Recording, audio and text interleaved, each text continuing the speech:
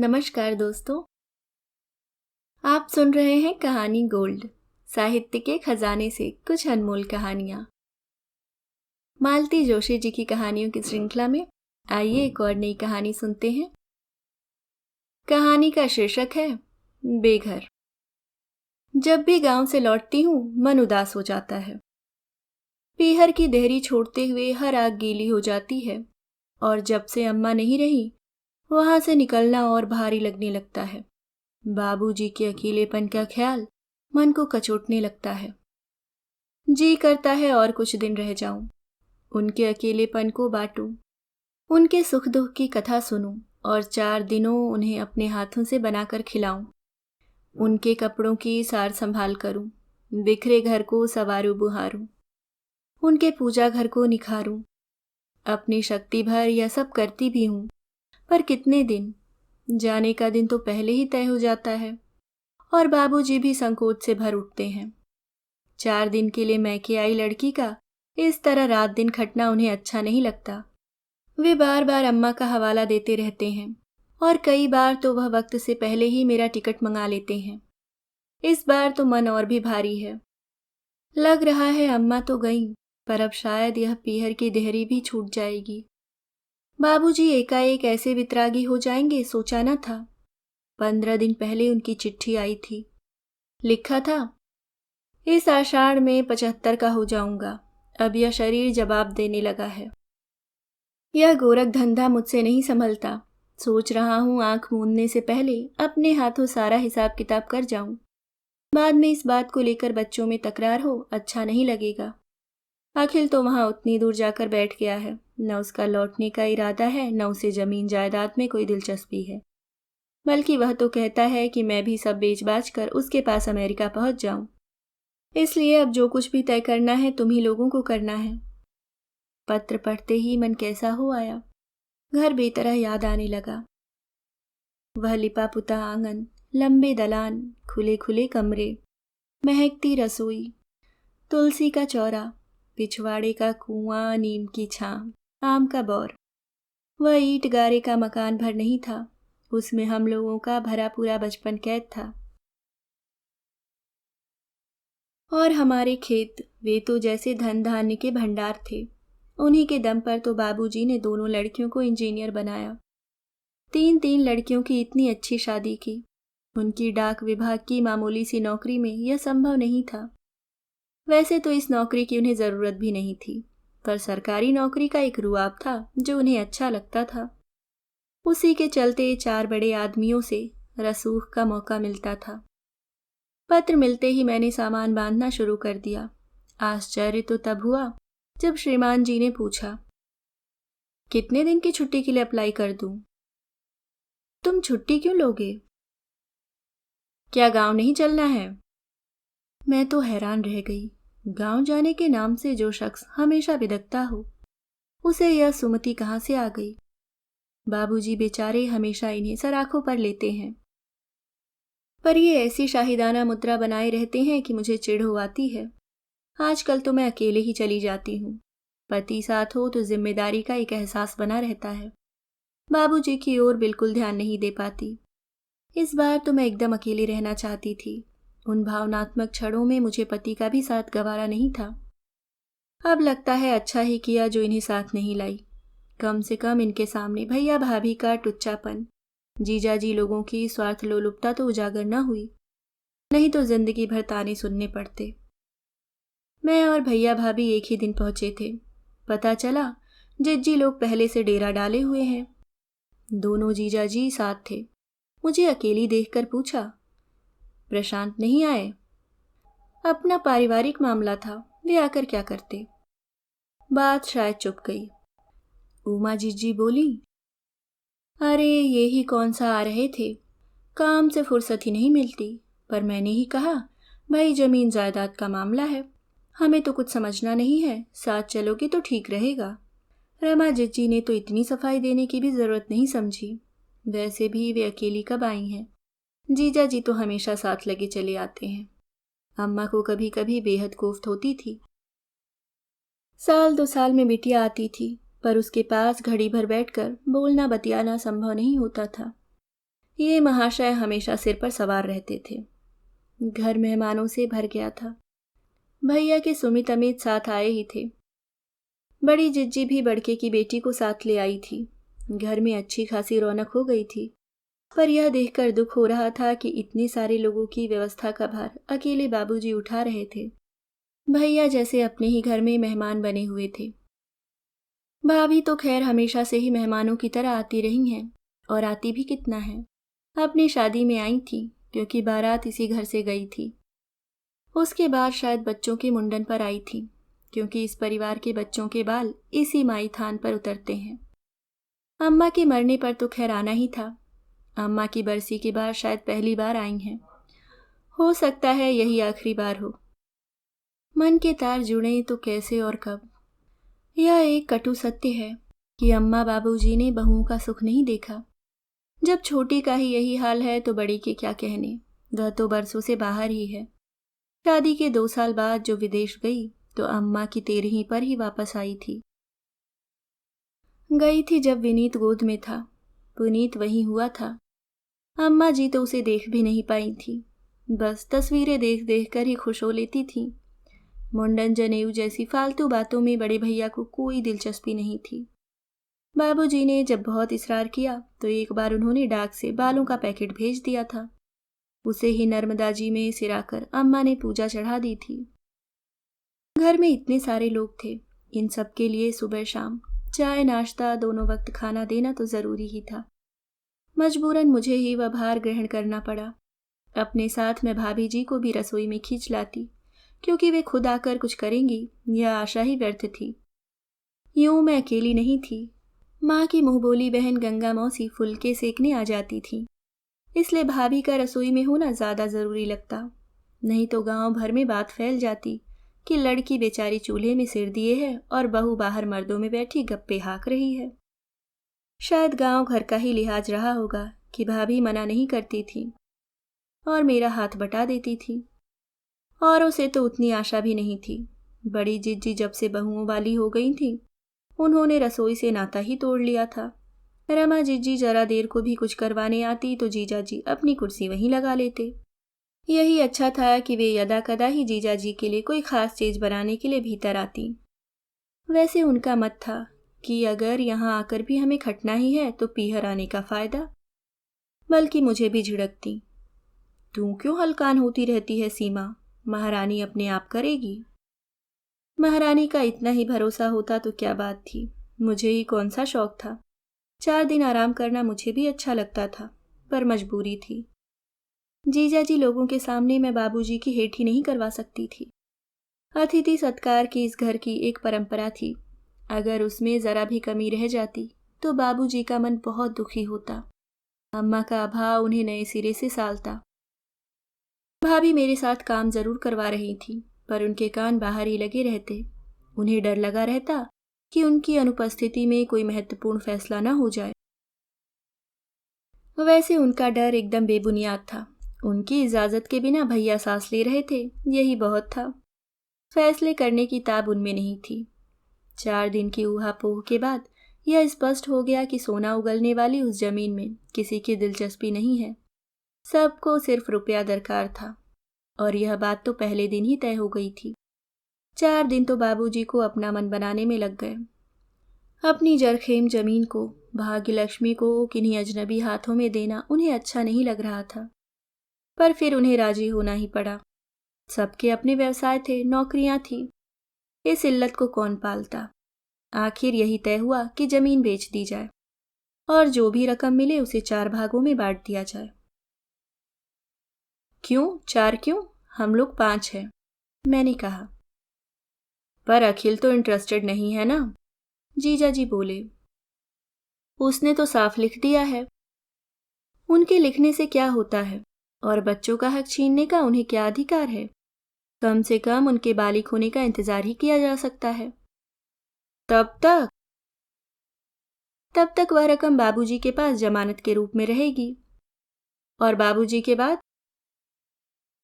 जीजा जी how can you. दुख और क्षोभ के मारे मुझसे आगे बोला ही नहीं गया। बी प्रैक्टिकल सीमा, भैया बोले। जीजा जी ठीक कह रहे हैं। कभी न कभी हमें इस समस्या का समाधान करना ही पड़ेगा ना, फिर आज ही क्यों नहीं? और क्या?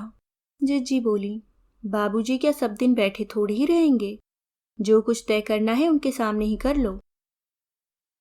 और क्या, घर बार छोड़कर बार बार इतनी दूर आना संभव थोड़ी ही है। 100 प्रॉब्लम होती है, भाभी ने कहा। मैं विस्मित होकर देखती ही रह गई। जीजाजी और भाभी तो गैर हैं।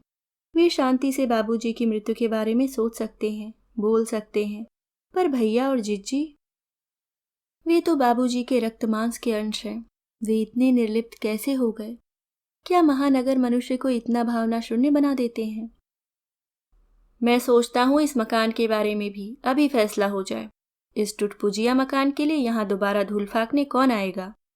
छोटे जीजा बोले। मुझे बेहद ताव आया। अगर टुटपुंजिया है तो पड़ा रहने दें, उसके लिए बेताब क्यों हो रहे हैं? बड़े जीजा जी बोले। बरखुरदार, इसे टुटपुंजिया मत कहो। 10-15 हजार के तो इसमें बर्तन निकल आएंगे। क्या बात कर रहे हैं? मैं ठीक ही कह रहा हूँ। पीतल क्या भाव चल रहा है, कुछ पता भी है? गांव भर की शादियों में इस घर से बर्तन जा रहे हैं। एक टेंट हाउस जितने तो घर में बर्तन होंगे, जिज्जी बोली। और असली शीशम के पलंग और अलमारियां हैं, भैया ने कहा। दरवाजों की ऐसी जोड़ियां तो आजकल नजर भी नहीं आती। बनवाने जाओ तो पूरे 2000 में बैठेंगी। ये सब तो पुराना सामान है, रमा जिज्जी बोली। घर में नई चीजें भी कुछ कम नहीं है। बड़े भैया जब तक भेजते ही रहे हैं। Colour TV, fridge, cooler, record player. नहीं तो आप क्या यहाँ एक दिन भी टिक पाते? मैं सुन रही थी और सुन सुनकर कुढ़ रही थी। मुझे वितृष्णा सी हो रही थी। लग रहा था जैसे गिद्धभोज की तैयारी हो रही है। पर अभी तो बाबूजी जिंदा हैं। अभी से यह पंचनामा क्यों? बड़ी देर बाद जीजाजी का ध्यान मेरी ओर गया। What is wrong baby? ऐसे क्या देख रही हो? जीजाजी क्या सब कुछ आज ही तय कर लेंगे? मुझे मालूम है बाबूजी सब दिन बैठे नहीं रहेंगे, पर जब तक वे हैं उनके सिर पर एक छत तो चाहिए ना। पल भर को सब सकपका गए। दूसरे ही क्षण उमा जिज्जी बोली, यह तो कोई इतनी बड़ी समस्या नहीं है। बाबूजी के लिए घरों की कोई कमी है? वे कहीं भी रह सकते हैं। 2 बेटे हैं उनके। अखिल तो बेचारा कब से बुला रहा है। वैसे भी इस उम्र में उनका अकेले रहना ठीक नहीं। परदेश न जाना चाहे तो बंबई निखिल के पास जा सकते हैं। तुम्हारे पास क्यों नहीं? हाँ, रहने को तो 4 दिन मेरे पास भी रह सकते हैं, पर तुम जानो अब घर में बहू का राज है। किसी को चाय भी पिलानी होती है तो 10 बार सोचना पड़ता है।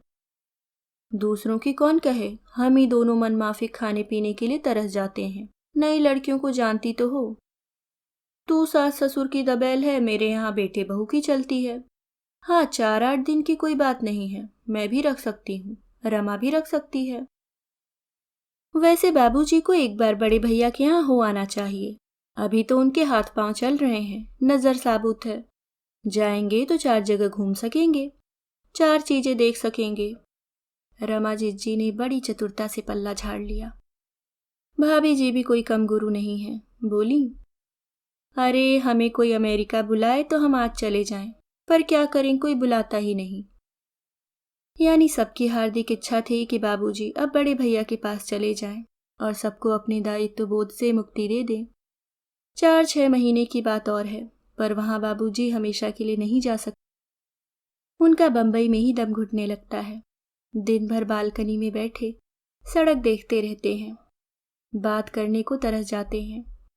वहां विदेश में तो न लोग अपने होंगे न भाषा। हम लोग अभी इन संभावनाओं पर विचार कर ही रहे थे कि छोटे जीजा एकदम बिफर गए। मेरी समझ में यह नहीं आ रहा है कि जब कोई प्लानिंग थी ही नहीं तो हम लोगों को यहाँ बुलाया किस लिए। पूरा हफ्ता बर्बाद हो गया और एक बात तय नहीं हुई। मैं तो जानता था यहाँ के सब कार्यक्रम ऐसे ही ढूलमूल होते हैं, पर ये देवी जी हमें जिद करके लिवा लाईं। पुरुषों की यह भी एक अदा है, खुद की लार टपकती रहेगी पर ऐसा जताएंगे जैसे परमहंस हो।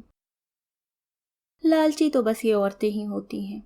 इन्हीं औरतों के कारण बेचारे 99 के फेरे में पड़े रहते हों जैसे। निर्णय के क्षण बहुत कठिन होते हैं, पर एक बार निर्णय कर लेने पर सब कुछ आसान हो जाता है। मेरे साथ भी ऐसा ही हुआ। ऊहापोह की स्थिति एक दिन भर तो रही, पर दूसरे ही दिन मैंने बड़े धैर्य से ऐलान कर दिया कि मुझे जमीन में हिस्सा नहीं चाहिए। मुझे तो बस यह घर और घर से लगा छोटा बगीचा दे दीजिए, वह भी जब तक बाबूजी हैं। बाबूजी के ही नाम रहेगा। मुझे तो बस यह घर और घर से लगा छोटा सा बगीचा दे दीजिए, वह भी जब तक बाबूजी हैं। बाबूजी के ही नाम रहेगा, क्योंकि मुझे मालूम है कि बाबूजी मेरे मकान में रहना कभी गवारा नहीं करेंगे। आश्चर्य कि किसी ने प्रतिवाद नहीं किया, बल्कि वे तो खुश थे कि एक दावेदार और कम हो गया। उन लोगों की तो योजनाएं भी बन गई थीं। भैया बंबई में एक बड़ा सा फ्लैट लेने की सोच रहे थे। उमाजीत जी अपने डॉक्टर बेटे के लिए अच्छा सा क्लिनिक खोलने वाली थी, और रमाजीत जी अंशु के लिए अच्छे से घर-वर के सपने देखने लगी। खुश तो बाबूजी भी थे, मैंने उन्हें बेघर होने से बचा लिया था। फिर भी दबी जबान से बोले, बेटे एक बार प्रशांत से पूछ लिया होता, मेरा क्या है, मैं तो मंदिर के चबूतरे पर भी पड़ा रहूंगा। पर मेरी वजह से तुम्हारे घर में कलेश हो, मुझे अच्छा नहीं लगेगा। बाबूजी, आप मेरे घर वालों की चिंता मत कीजिए, वे औरों के जैसे नहीं हैं। फिर यह घर या जायदाद आपकी है, इसके बारे में जो भी निर्णय लेना होगा आप लेंगे, हम लेंगे, वे लोग इसमें कहाँ आते हैं। फिर भी सोच लो बेटा। खूब सोच लिया है, बस अब आप इस बात को भूल जाइए, मैंने उन्हें आश्वस्त किया। बुढ़ापे में मैं उनकी चिंता का भार बढ़ाना नहीं चाहती थी। उनकी नामालूम सी पेंशन और बगीचे की थोड़ी सी आमदनी उनके खाने पहनने के लिए बहुत थी। सिर पर छत साबुत रहने से उन्हें किसी के आगे हाथ फैलाने की जरूरत नहीं थी। भारी बीमारी या दवा दारू के लिए निखिल भैया उन्हें 200 रुपया महीना भेजने वाले थे। उनकी मर्जी हो न हो, सबने मिलकर यह भार उनके सिर पर डाल ही दिया था। बेचारे मना नहीं कर पाए। बड़े भैया ने घर से कुछ लिया नहीं था, इसलिए वे जिम्मेदारियों से भी अपने आप बरी हो गए थे। हाँ, एक बात तय थी, जब भी बाबूजी उनके पास जाना चाहेंगे वे टिकट भेज देंगे। सामान से लदी फदी जब मैं घर पहुंची, उस समय बच्चे स्कूल में और बच्चों के पापा दफ्तर में थे। मम्मी जी ने मुझे गर्मा गर्म चाय बनाकर पिलाई। जब तक मैं नहाकर निकली उन्होंने गरम गरम पराठे भी उतार दिए। जब तक मैं खाना खाती रही, पापा जी पास बैठकर सबकी कुशल छेम पूछते रहे। मम्मी जी पूरे वक्त मेरे आसपास ही डोलती रहीं, कुरेद कुरेद कर इधर उधर के हालचाल पूछती रहीं। उत्सुकता दोनों के चेहरों से छलकी पड़ती थी, पर मैंने उन्हें हवा नहीं लगने दी। पता नहीं क्यों यहाँ आकर मेरा आत्मविश्वास डोलने लगा था। मैं उन लोगों की प्रतिक्रिया का सही अनुमान नहीं लगा पा रही थी, इसलिए मैंने इनकी प्रतीक्षा करना ठीक समझा। शाम को चाय की टेबल पर मेरे साथ आई हुई मिठाइयों का भोग लगाते हुए इन्होंने पूछा, और सुनाइए आपका टूर कैसा रहा। मैंने देखा कि इनके साथ सभी एक आतुर प्रतीक्षा के साथ मुझे देख रहे हैं। मैंने भी फिर बिना किसी प्रस्तावना के अपना ऐतिहासिक निर्णय सुना ही दिया। पल भर को मेज पर जैसे सन्नाटा सा खिंच गया। मम्मी जी ने पापा जी की ओर देखा। नकुल और नेहा पहले मुझे और फिर अपने भैया को देखते रहे। फिर दोनों ने अपनी चाय एक सांस में गले से नीचे उतारी और उठ गए। कुछ देर तक मैं उस गहन मौन को झेलती रही। फिर मैंने भी जूठी प्लेटें और कप समेटे और रसोई में चली गई। मेरे वहां से प्रस्थान करते ही पापा जी इनसे बोले, इसलिए मैं तुमसे कह रहा था कि साथ चले जाओ, पर तुम्हें तो अपने दफ्तर के कामों से ही फुर्सत नहीं मिलती। ये काम औरतों के बस के थोड़े ही हैं बेटे, मम्मी जी बोली। अकेली जानकर सबने उसे ठग लिया है। तुम साथ रहते तो किसी की हिम्मत नहीं पड़ती। साफ दिख रहा है कि she has been emotionally blackmailed. Singh के पास सांस रोके मैं सब कुछ सुन रही थी। बुजुर्गों की प्रतिक्रिया का तो मुझे कुछ कुछ अंदाज था, पर अपने पति के सुलझे हुए व्यक्तित्व का विश्वास था, इसलिए मैं उनके उत्तर की प्रतीक्षा करती रही, पर उनकी आवाज जैसे कहीं खो गई थी। सारी शाम ये गुमसुम ही बने रहे। खाने की मेज पर भी एक तरह से चुप्पी ही छाई रही। केवल बच्चे ही किलकते रहे। इतने दिनों बाद मम्मी से मिलने की खुशी उनकी हर बात से छलकी पड़ रही थी। कमरे में आने के बाद भी वे देर तक मुझसे चिपटे रहे, जैसे इतने दिनों की कसर पूरी करना चाहते हों। और कोई दिन होता तो उनके डैडी भुनभुनाते, पर आज जैसे उन्हें कोई मतलब नहीं था। आराम कुर्सी पर बैठे चुपचाप सिगरेट फूंकते रहे। बच्चे जब सो गए तो मैंने ही पास जाकर हल्के से गुदगुदी की तो उन्होंने मेरा हाथ बुरी तरह झटक दिया। दुख और अपमान से मैं बुरी तरह आहत हो गई। फिर भी मैंने पूछ ही लिया, क्या बात है, इतने ऑफ क्यों हैं? वे जलती हुई आंखों से मुझे घूरते हुए बोले, तुम क्या वहां सौजन्य सप्ताह मनाने गई थी? मतलब? इतना दरिया दिल बनने की क्या जरूरत थी? क्या तुम्हें अपनी जिम्मेदारियों का एहसास नहीं है? क्या तुम्हें याद नहीं था कि घर में एक ननद शादी के लिए बैठी है? तुम्हें यह भी तो मालूम है कि नकुल बीएससी सिर्फ इसलिए कर रहा है कि हमारे पास कंपटीशन फीस के पैसे नहीं हैं। फिर क्या? तुम्हारे भाई बहनों की जिम्मेदारी मेरे बाबूजी की तो नहीं है, वह तुम्हारी है या फिर पापा जी की है। और तुम्हारी कोई जिम्मेदारी नहीं है? अपनी जिम्मेदारियों से कब भागी हूं मैं? हर महीने 3,000 कमा कर दे तो रही हूं। कहोगे तो 2-4 ट्यूशन्स भी कर लूंगी। मुझे मालूम है, औरत अपनी कमाई का हवाला देने लगे तो पुरुषों को जैसे बिच्छू काटने लगते हैं। इनका चेहरा भी पल भर को विकृत हो गया, पर इन्होंने तुरंत ही अपने पर काबू पा लिया। फिर कुछ देर चुप रहकर एकदम दूसरे ही स्वर में बोले, मेरे भाई बहनों की बात रहने दो, पर तुम्हारे अपने भी तो बच्चे हैं। रुपया हाथ में होता तो उनके लिए एक आध प्लॉट या फ्लैट खरीदा जा सकता था। तो खरीद लेंगे, अभी जल्दी क्या है? अभी तो उनके दूध के दांत भी नहीं टूटे, और ऐसा भी नहीं है कि वे सड़क पर पड़े हुए हैं। उनके दादाजी की कृपा से सिर पर एक मुकम्मल छत तो है। इसके बाद उन्होंने कुछ नहीं कहा। यूं तो मुझसे किसी ने कुछ नहीं कहा, पर मुझे साफ लग रहा था जैसे मैं कटघरे में खड़ी कर दी गई हूं। अनेक अव्यक्त आरोप मुझ पर लग गए और कोई मुझे सफाई का मौका भी नहीं देता। मम्मी जी मुझसे सिर्फ जरूरत भर की ही बात करती थी। नेहा मुझसे खिंची खिंची रहती थी और नकुल की भंगिमा ऐसी रहती मानो वह घोर अन्याय और अव्यवस्था का शिकार हो। ये भी दिन भर एक शहादत का भाव लिए हुए विचरते, सूनी आंखों से छत को निहारते रहते या फिर 9 बजे से ही सो जाते। जब 8-10 दिन तक यही आलम बना रहा तो मेरे सब्र का बांध टूट गया। इस तनाव को और आगे झेलना मेरे लिए असंभव हो गया। एक रात मैंने इन्हें झकझोर कर पूछ ही लिया, सुनो, हमारी शादी को कितने साल हो गए, बता सकते हो? 10। क्यों?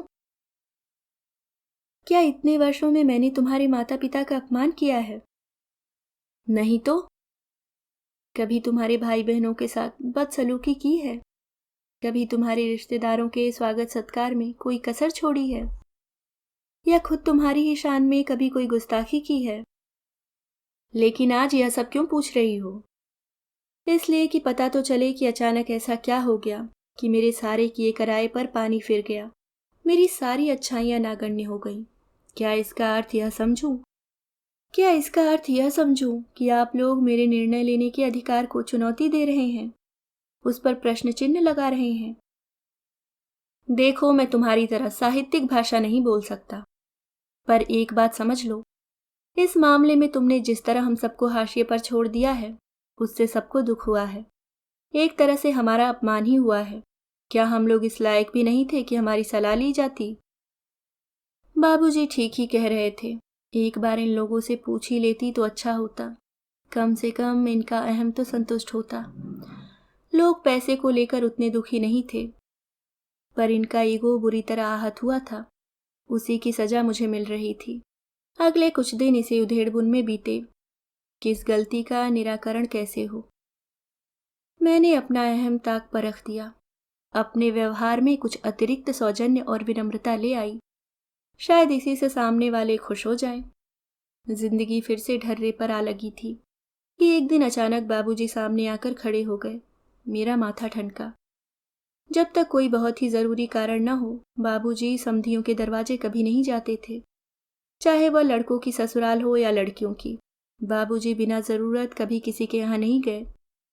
तुम्हें 3-4 चिट्ठियां डाली, पर एक का भी जवाब नहीं आया तो चिंता होने लगी। मेरी हैरानगी देखकर बाबूजी ने स्पष्टीकरण दिया। लेकिन यह तो और भी हैरानी की बात थी। 3-4 की कौन कहे, मेरे पास तो उनकी एक भी चिट्ठी नहीं पहुंची थी। मुझे खुद फिक्र हो रही थी।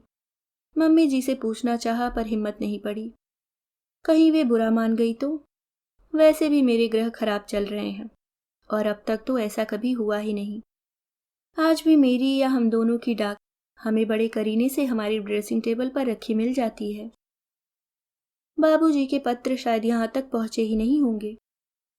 यह बात भी गले से नहीं उतर रही थी कि बाबूजी सिर्फ चिट्ठियों के कारण दौड़े आए हैं।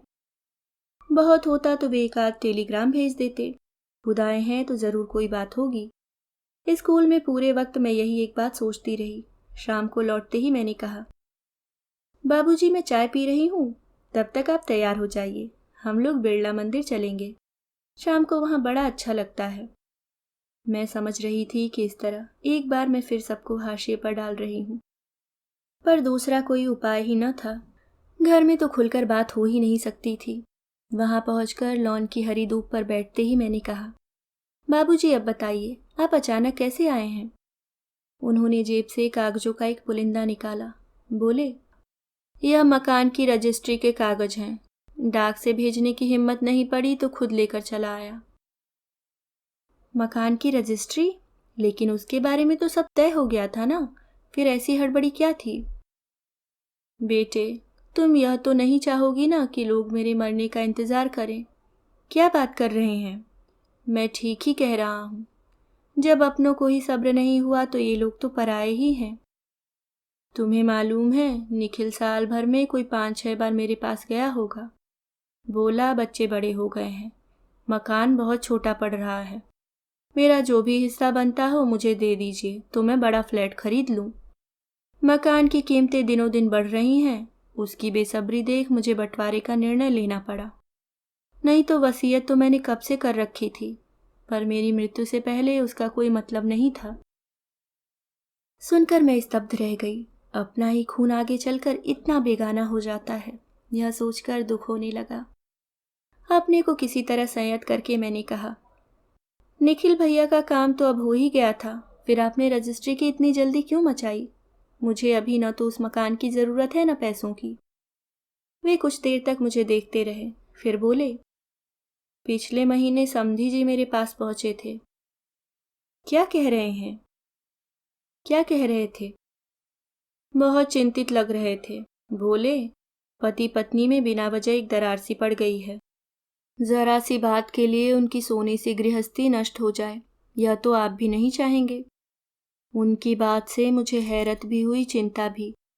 मैंने इसलिए तुम्हें पत्र लिखे कि पता तो चले क्या बात है, पर जब कोई जवाब नहीं आया तो समझ गया कि कुछ गड़बड़ है। फिर सोचा, जो भी तुम्हें देना है अपने ही हाथों दे दूं, एक तनाव तो दूर हो। शर्म से गड़ गई मैं। क्या सोचा होगा बाबूजी ने कि कैसे लोगों के यहाँ मैंने लड़की दी है? कोई इतना झूठ बोल सकता है, मैं कल्पना ही नहीं कर सकती। सारी श्रद्धा, सारा आदर एक क्षण में तिरोहित हो गया। पापा जी पिछले दिनों बाहर गए थे, पर नेहा के लिए वर तलाशने गए थे। बाबूजी के यहाँ जाने की कोई बात ही नहीं थी, और अगर गए भी थे तो घर आकर बता सकते थे, पर उनके मन में चोर था, इसलिए चुप लगा गए।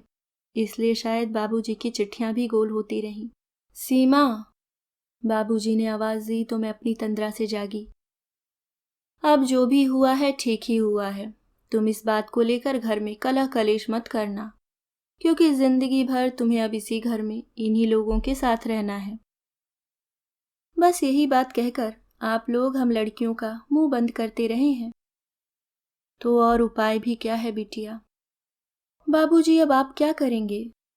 मेरी चिंता मत करो, मेरे बहुत से ठिकाने हैं। मैंने हरिद्वार में एक कमरा बनवा रखा है। जितने दिन मन लगेगा बच्चों के पास रहूंगा, जब मर्जी होगी आश्रम में पहुंच जाऊंगा। हमेशा के लिए मैं किसी के भी पास जाकर नहीं रहूंगा। अपमान के घूंट पीकर जीने वालों में से मैं नहीं हूं। आपने इस कमरे की बात पहले कभी नहीं बताई।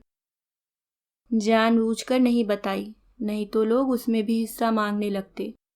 जब तक मैं हूं वह कुटिया मेरी है, जाने से पहले आश्रम को दान कर जाऊंगा। रजिस्ट्री होने भर की देर थी। मकान के लिए तुरंत खरीदार जुड़ने लगे। हम सब भाई बहन फिर एक बार इकट्ठा हुए। इस बार बाबूजी ने सबको सपरिवार आमंत्रित किया। जाते हुए कोई भी खाली हाथ नहीं गया। अम्मा की जमी जमाई भरपूर गृहस्थी देखते देखते तितर बितर हो गई। मैं सूनी आंखों से यह सब कुछ देखती भर रह गई थी, पर मेरे परिवार वाले चौकस थे। अपनी ज़रूरत का सामान उन्होंने भी बटोर लिया था। इस हादसे के बाद जब पहली तनख्वाह मिली तो 200 रुपये मैंने पहले ही अलग निकाल कर रख लिए। शाम को घर लौटकर जब पापा जी के हाथ में वेतन का लिफाफा दिया तो उनके गिनने से पहले ही बता दिया, हम सब भाई बहनों ने तय किया है कि बाबूजी को 200 रुपये महीना भेजा करेंगे। परदेश में कब कैसी ज़रूरत पड़ जाए कहा नहीं जा सकता ना। अब बुढ़ापे में उन्हें पाप में क्यों ढकेल रही हो? मम्मी जी बोली, वे तुम्हारा पैसा क्यों लेंगे भला? ईश्वर की कृपा से उनके दो दो कमाऊ बेटे हैं। कमाऊ तो मैं भी हूँ मम्मी जी, और बेटी हुई तो क्या हुआ, बेटों की तरह जायदाद की हकदार भी तो हूँ। उत्तर में मम्मी जी ने बुरा सा मुंह बना लिया। मैं समझ गई कि उन्होंने अपने प्यार से मुझे हमेशा के लिए खारिज कर दिया है। बाबूजी के शब्द याद आए, कहीं ऐसा न हो बिटिया कि मेरे लिए छत तलाशते तलाशते तुम्हारा अपना घर तुमसे बेगाना हो जाए। दोस्तों, ये थी कहानी बेघर। धन्यवाद।